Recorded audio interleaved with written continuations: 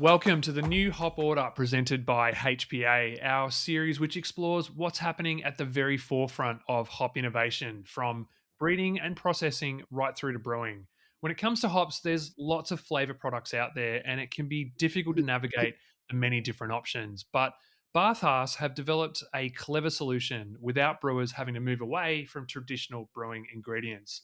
To talk more about Prysma, its unique emulsification technology, and lasting flavor impact, I'm joined by BarthHaas customer solutions expert Christina Schönberger and Jopen head brewer Daniel Schappert. Welcome, guys.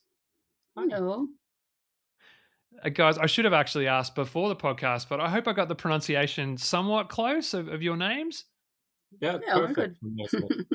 There you go. Fantastic. The World Cup, it's bringing us all closer together. We're learning different cultures, all of these sorts of things. Fantastic. Guys, I want to dive right in. Christina, from BarthHaas's perspective, so I think I'm correct in saying that it hasn't been possible in the past to dose hop oils into beer without the use of non-hop derived emulsifiers until now. Give me the rundown. What is emulsification, and how does Prisma's unique technology benefit brewers? Yeah, it's not only about using hop oils in brewing. It's really a bigger shift that because we developed um, Prisma also in the scope of dry hopping, and so the challenge for brewers really is, because they're using really high amounts of pellets for dry hopping, to have a product that gives a true to type flavor that you would also get from the pellets without having all the manual labor and all the processes you have to consider. Um, so it's really about the intensity of the flavor that you get out of Prisma. And Mhm. then the emulsification part of it is really super. We discovered that actually when we're producing or developing our first product, the Spectrum product, which is our liquid pellet, that when we are using, or what we are basically doing is we are tearing the pellets apart, we are extracting the oils, and we are using the remainder, which contains a lot of polyphenols and hydrophilic Mhm. compounds.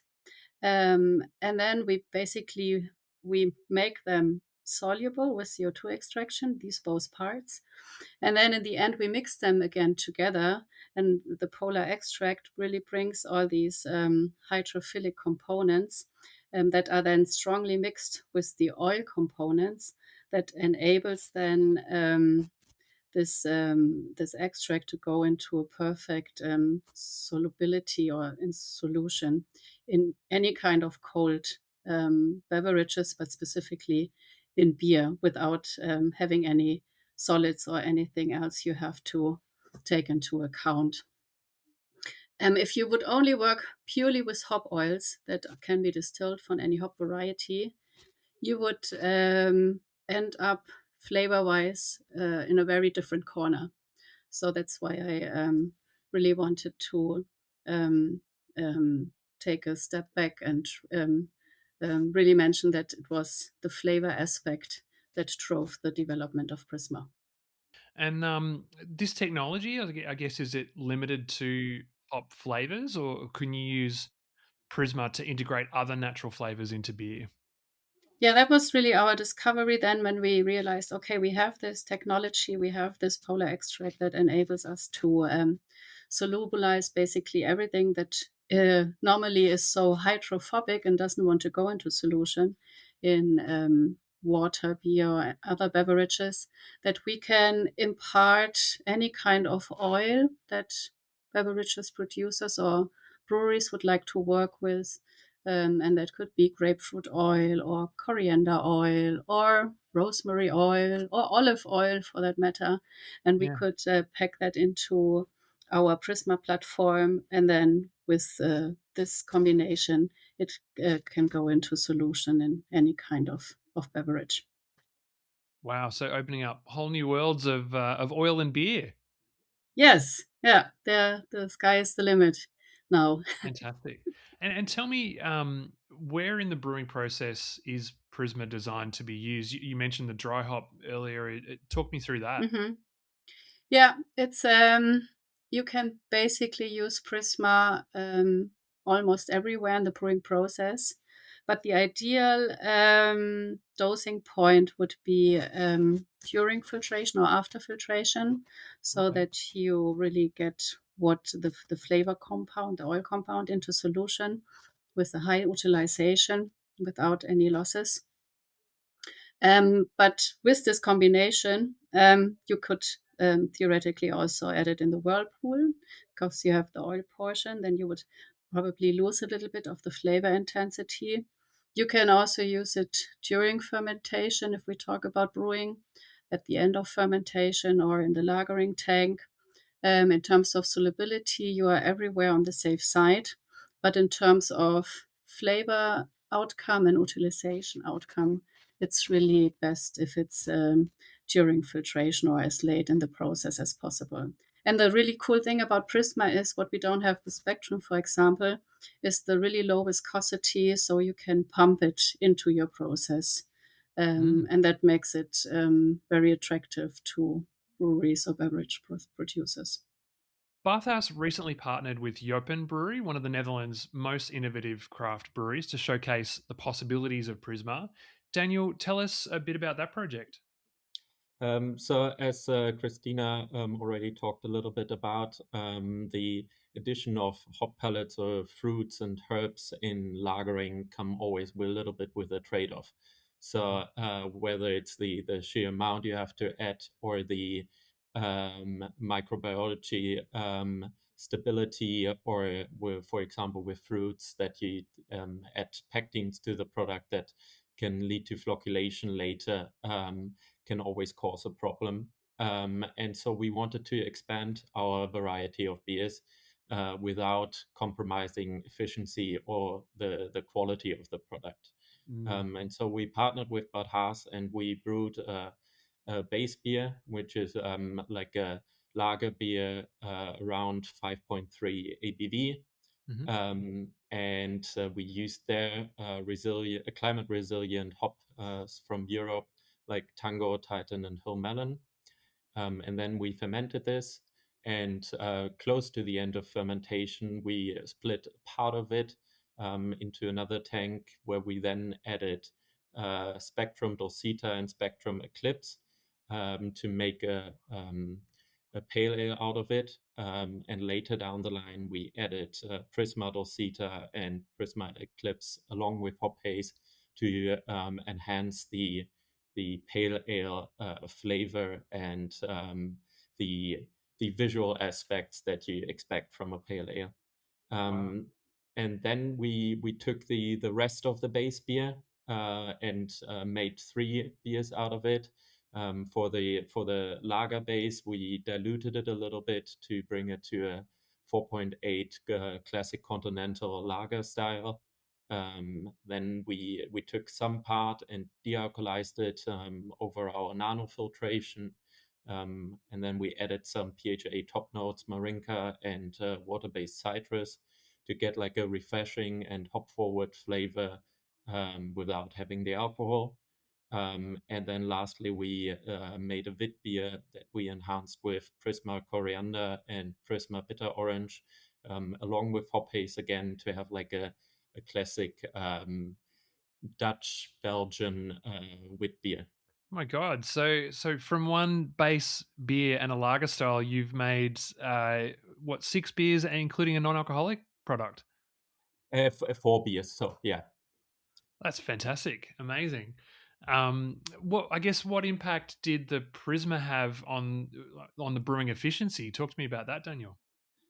Yeah, because of the Prisma, we were able to make out of this one base beer four different ones, where we still have with all of them true to style aroma in the end, and that is massively beneficial for us because it reduces lagering time.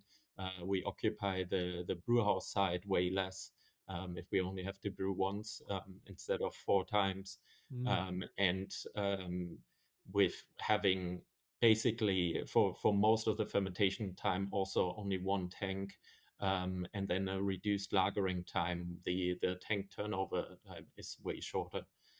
Mm. And because of the Prysma that it's always so standardized, we can really minimize the batch to batch variation, and we always have true to target. Um, and then one massive benefit for us as well, especially in these times where you also have to think very economically, the fact that with every kilo of hop pellet that you can replace by Prysma, you can save to up to 14 kilograms of beer. That is Wow. a massive game changer. You're not losing all of that beer just soaking up into the pellets and so forth. Is that right? Exactly, and that Mm. would be usually waste and losses, and now our efficiency is way higher. Amazing. Um, it sounds like a magic product. Christina, for a brewer, I guess, Thank you. who is new to Prysma, what do you Mhm. suggest as the recommended sort of replacement ratio to pellets and so forth? Yeah, that is also a good question.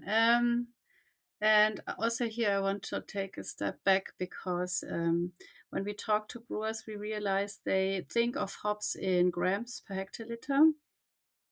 And then for a number of years, we were trying to talk to them in looking at the oil content of a hop product for the aroma addition. But then we also realized that really brewers want to stick to the 100 grams per hectoliter or gram based portion. And we also realized with different hop varieties that also the hop oil amount is not always a good indicative for the aroma intensity. With the production of Prisma, we can say how much oil is in the Prisma, but it doesn't give you a good idea in terms of the substitution rate because there are so many other things that come into account. Mm. The aroma molecules that go into interaction with different other molecules that play into the overall flavor. So it's a little bit trial and error. We say if you use a substitution rate of 1 to 5 up to 1 to 8. That is kind Mhm. of the window. And then we also can offer trials for the breweries that we do in our little research brewery, some trials and some recommendations that maybe also go a little bit more specifically into flavor matching, what they are looking for, and then they can continue on a larger scale their trials. But it can also be a little lower or a little higher, really depending Mm. on the final beer that you are brewing and the beer metrics, where the flavor intensity is a decisive um, element. As a rough guide, if you said, you can basically replace 5 to 7 kilos of T90 pellets with 1 kilo of Prisma, Hmm. that's Yeah, a, pr- uh, a loose estimate. yeah, exactly. I mentioned the cost savings there alone are fantastic. Daniel, what's your impression of Prisma overall? Like, if you were talking with other brewers in the at the World Cup, what would you be telling them? Um, yeah, a lot of things. What also Christina already mentioned, the that it is just you get always the same flavor outcome of it, which Mm. is amazing if you want to have a consistent quality. And also what Christina mentioned is that you have to do some trials with how do you replace it. But Mm. the beauty of Prisma is that you can do it all downstream.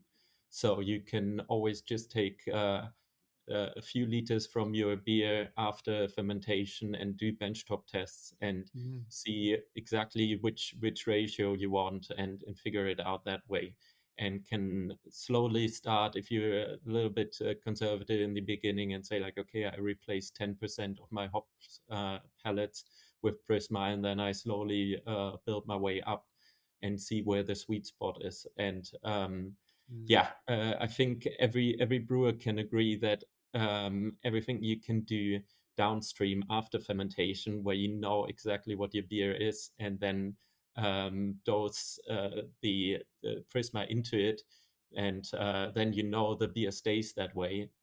Makes your life so much easier, rather than assuming the beer will turn out that way if I add 10 grams per liter of Citra, for example, and then just hope and pray.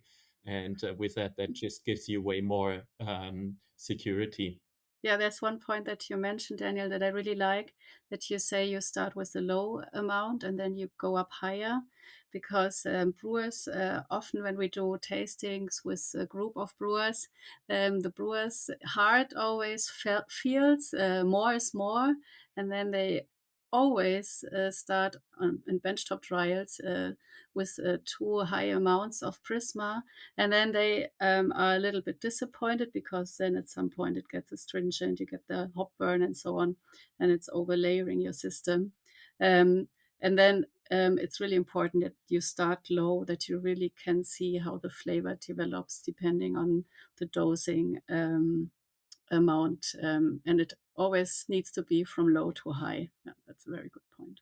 Less is more in Prysma's case, Exactly. and you're going to get bang for your buck that way. I love, Daniel, as well. You mentioned the consistency, and I think taking the guesswork out of brewing, you're basically able to really know this product is going to add this flavor, this aroma, this note at this dosage, and save money at the same time. Yeah, exactly. And one other thing that is, I mentioned it a little bit before, but also the time savings with, especially if we, as Christina said, dose it inline after our centrifuge during processing.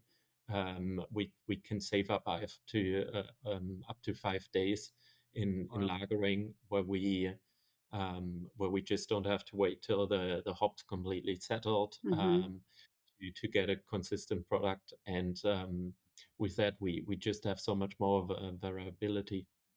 No, fantastic. Well, guys, thank you so much, Christina and Daniel. It's great to learn more about Prysma from people who've developed it and used it, and how it can be used to add flavor more efficiently throughout the brewing process from whirlpool to post filtration. Brewers, Prysma is available now in a range of popular hop varieties, including Eclipse, Galaxy, Citra, Mosaic, Lublin, and Spalter Select. I'm going to pronounce some of these wrong, I'm sure, with more Oh, becoming very good. available all the time. If you'd like to get your hands on some, reach out to your HPA rep and stay tuned for more episodes in the new hop order presented by HPA, looking at all the latest hop innovations. Thanks, guys. Thank you Thank so you. much.